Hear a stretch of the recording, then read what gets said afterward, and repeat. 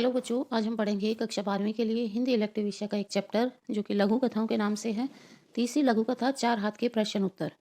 पहला प्रश्न देखते हैं। मजदूरों को चार हाथ देने के लिए मालिक ने क्या किया और उसके क्या क्या परिणाम निकले। उत्तर देखते हैं। यह कहानी एक प्रतीकात्मक कहानी है। प्रतीकात्मक बहुत आसान शब्दों में मैंने आपको बताने की कोशिश की है बार बार कि जहाँ हमें लगे कि ऐसा नॉर्मल जीवन में पॉसिबल नहीं है, यानी जैसे इस कहानी में आएगा कि दो हाथ एक्स्ट्रा जोड़ने की कोशिश की, चार हाथ उगाने की कोशिश की, जहाँ नॉर्मल जीवन में ये चीज़ें पॉसिबल ना हो और ऐसा कहानी में दिखाया जाए तो हमें समझ जाना चाहिए कि ये कुछ प्रतीकात्मक बातें हैं। इसके माध्यम से कुछ और अर्थ इसका निकलेगा। तो यह कहानी एक प्रतीकात्मक कहानी है। इस कहानी में एक मिल मालिक है और उसके मजदूर हैं। उनके संबंधों को उजागर करने की कोशिश की गई है। मिल मालिक हमेशा यही सोचता है कि अधिक से अधिक लाभ कैसे प्राप्त किया जाए। अधिक से अधिक लाभ लेने के लिए वह वैज्ञानिक हायर करता है, उनको काम देता है। वैज्ञानिकों से अपेक्षा करता है कि उनके जरिए मजदूरों के चार हाथ बन जाए, अर्थात मजदूरों की कार्य क्षमता दुगनी हो जाए। यानी जब यहाँ ये बात हो रही है कि मजदूरों के चार हाथ बन जाएं, लग जाएं या उग जाएं किसी भी तरीके से, तो इसका ये मतलब है सीधा सीधा एक आदमी की कार्य क्षमता, कार्य करने की ताकत जो है डबल हो जाए। लेकिन वैज्ञानिक इस कार्य में फेल हो जाते हैं। तो मिल मालिक क्या करता है? मिल मालिक स्वयं मजदूरों के चार हाथ लगाने की कोशिश करता है। प्रतीकात्मक रूप से दिखाया गया है कि पहले तो वो दो इंसानी हाथ लाता है, उनको मजदूरों में फिट करने की कोशिश करता है। इसके बाद लकड़ी के हाथ लगाने की कोशिश करता है और अंत में लोहे के हाथ लगाने की कोशिश करता है। ये सारी बातें प्रतीकात्मक हैं, यानी कि लगातार निरंतर मजदूरों के ऊपर प्रयोग किए जाते हैं कि किसी तरीके से उनकी कार्य क्षमता जो है डबल हो जाए। लेकिन इन सभी प्रयोगों में, इन सभी प्रयासों में मजदूरों की मृत्यु हो जाती है। अगला प्रश्न देखते हैं।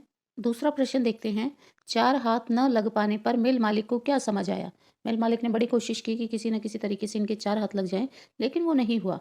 चार हाथ लगाने की मिल मालिक ने पूरी कोशिश की, लेकिन यह कार्य संभव नहीं हुआ।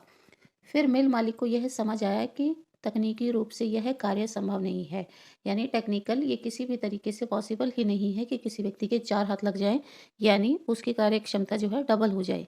कि किसी व्यक्ति के चार हाथ लग जाएं, ये तकनीकी रूप से संभव नहीं है और एक ही समय पर वह व्यक्ति चारों हाथों से काम करे। इसके बाद जो है मिल मालिक को समझ आया कि यदि उसे मजदूरी में से ही लाभ कमाना है तो वह उतनी मजदूरी में से एक व्यक्ति की जगह दो मजदूर रख लेगा और इस प्रकार उसका एक मजदूर द्वारा चार हाथों से काम कराने वाला सपना भी पूरा हो जाएगा। यानी लास्ट में जो उसको समझ आया कि एक आदमी के चार हाथ नहीं उग सकते, लेकिन ये हो सकता है एक आदमी जितने पैसों में काम कर रहा है उतने पैसों में दो आदमी काम कर लें तो वो उतने ही पैसों में चार हाथ वाला काम ले सकता है। तो इस देश में जितनी बेरोजगारी हो वहाँ इस तरीके के मजदूर मिलना कोई बहुत बड़ी बात नहीं है। तो जो उसने सोचा वो कोई बहुत ऐसा इम्पॉसिबल वाला काम नहीं था। अगला प्रश्न देखते हैं।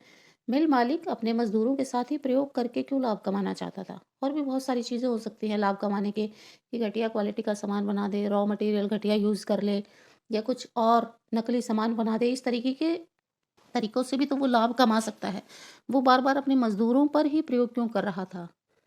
इसका उत्तर देखते हैं। मिल में बने सामान का एक निश्चित बाजार होता है और एक निश्चित उपभोक्ता होता है। कि मिल में जो सामान बन रहा है वो एक बाजार में जाएगा, उस वो प्री डिसाइडेड है कि यहाँ के लोग उसके सामान को खरीदेंगे और ये लोगों को उसका सामान चाहिए।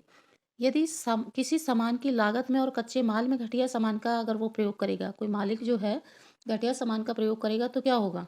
लोग उसके नाम पर ट्रस्ट करके वो सामान एक बार खरीद लेंगे, लेकिन क्योंकि वो घटिया निकलेगा तो अगली बार उस सामान को वो नहीं खरीद पाएंगे। तो यदि मिल मालिक घटिया सामान बनाएंगे तो लोग उसके सामान को खरीदना बंद कर देंगे। इसलिए मिल मालिक जो है अपने सामान, अपने कच्चे माल और मशीनों पर कोई प्रयोग नहीं करना चाहते, क्योंकि वो उनके लिए बहुत ज़्यादा नुकसानदेह हो सकता है। सबसे सुरक्षित तरीका क्या है लाभ कमाने का? उनको ये लगता है कि मजदूरी का प्रतिशत अगर कुछ कम हो जाए तो लाभ का प्रतिशत कुछ बढ़ जाएगा। यानी मजदूरों को अगर कम पैसे देने पड़े तो वो जो पैसा बचेगा वो उसके लाभ में ही जाएगा। इसलिए कि सारे के सारे प्रयोग जो है मजदूरों के साथ ही होते हैं। अगला प्रश्न देखते हैं। इस कहानी में मिल मालिकों एवं मजदूरों के बीच किस प्रकार के संबंध दर्शाए गए हैं?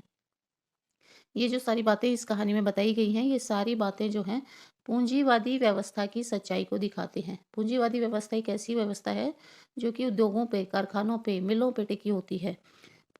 इस कहानी में मिल मालिकों और मजदूरों के संबंध पूंजीवादी व्यवस्था की सच्चाई को दिखाते हैं। पूंजीवाद में मालिक केवल अपने भले की बातें सोचता है और मजदूर क्या चाहते हैं, उनके मूल ज़रूरतें क्या हैं, उनकी परेशानियां क्या हैं, इससे मिल मालिकों को कोई फर्क नहीं पड़ता। मालिक जो है अपने फायदे के लिए एक मजदूर से 2 मजदूरों जितना काम करवाते हैं। इस प्रक्रिया में जो है उनके मजदूर मृत्यु के मुंह तक भी पहुंच जाते हैं। यानी जब अपनी क्षमता से दुगना काम करेंगे तो वो मौत के मुंह तक भी पहुंच जाएंगे। और जब मजदूर मृत्यु के नज़दीक पहुंच जाते हैं तब उनको विचार आता है कि यदि मजदूर मर गए तो क्या होगा। तो दोबारा दूसरे मजदूर ढूंढने में, उनसे डील करने में जो टाइम वेस्ट होने वाला है, ये उनके लिए लॉस का काम हो जाएगा।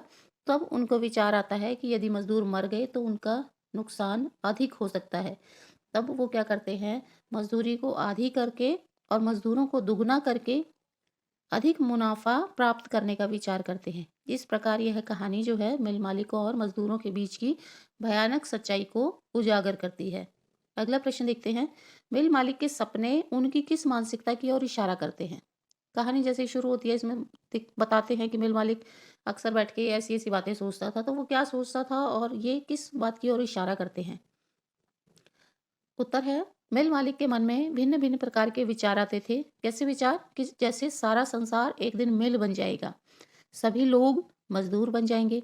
एक ऐसा भी दिन आएगा जब मजदूर भी मिलों में बनने लगेंगे। यानी ऐसी ऐसी मशीनें बन जाएंगी, ऐसे ऐसे कारखाने बन जाएंगे जो मजदूर बनाने लगेंगी। और जब मिलों में मजदूर बनने लगेंगे तो मजदूर जो है मशीन के होंगे, मनुष्य नहीं होंगे। और मशीन तो बिना मजदूरी के ही काम करती है। मिल मालिकों के विचारों से उनकी लाभ केंद्रित मानसिकता का पता चलता है। यानी मिल मालिकों के जो भी विचार होते हैं, जो भी कार्य और व्यवहार होते हैं, वो अपना फायदा सेंटर में रखकर सोचते हैं, केवल अपने फायदे की बातें सोचते हैं। लाभ केंद्रित मानसिकता का उनकी का पता चलता है कि किस प्रकार वह लगातार अपने ही लाभ की बातें सोचता रहता है। वह मजदूरों को मिल में बनाने की बातें सोचता है। उसके लिए मजदूर जो है इंसान ना होकर केवल लाभ कमाने की मशीनें हैं।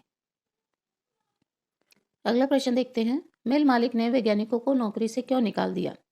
मिल मालिक के सारे कार्य और व्यवहार इस कोशिश में लगे हुए थे कि किसी न किसी तरीके से मजदूरों की क्षमता जो है दुगनी हो जाए, ताकि सेम कीमत में मजदूर दुगना काम करे और उसका मुनाफा जो है डबल हो जाए। इसे प्रतीकात्मक रूप में कहा गया है कि मजदूरों के हाथ 2 की जगह 4 हो जाए। यानी मिल मालिक सर्वप्रथम अपने इस विचार को वैज्ञानिकों द्वारा पूरा कराना चाहता है। यानी अपने मजदूरों की क्षमता को दुगनी करने का जो उसका विचार है, उसके लिए पहले वो वैज्ञानिक हायर करता है कि वैज्ञानिक कुछ ऐसा करते हैं, कुछ ऐसा इनको दे दें जिससे ये जो है 4 हाथों जितना काम करने लग जाए। मैंने वैज्ञानिक जो है लगातार इस विचार पर कार्य करते हैं कि मनुष्य की काम करने की क्षमता जो है दुगनी हो जाए, लेकिन ऐसा नहीं हो पाता। मिल मालिक को इससे दुगना लाभ होने की संभावना थी। यानी वैज्ञानिक अगर अपने प्रयोग में सफल हो जाएंगे तो मिल मालिकों का लाभ जो है दुगना हो जाएगा। लेकिन वैज्ञानिकों द्वारा दिन रात मेहनत करने के बाद भी मजदूरों की क्षमता जब दुगनी नहीं हुई तो मिल मालिक ने उन्हें काम से निकाल दिया। तो वैज्ञानिक काम से क्यों निकाले गए? क्योंकि वो अपने काम में असफल हो गए थे। उनको जो काम दिया गया था मजदूरों के 4 हाथ लगाने का, वो काम नहीं कर पाए थे। ये थे हमारे प्रश्न उत्तर 4 हाथ के। आई होप आपको अच्छे से समझ आए होंगे।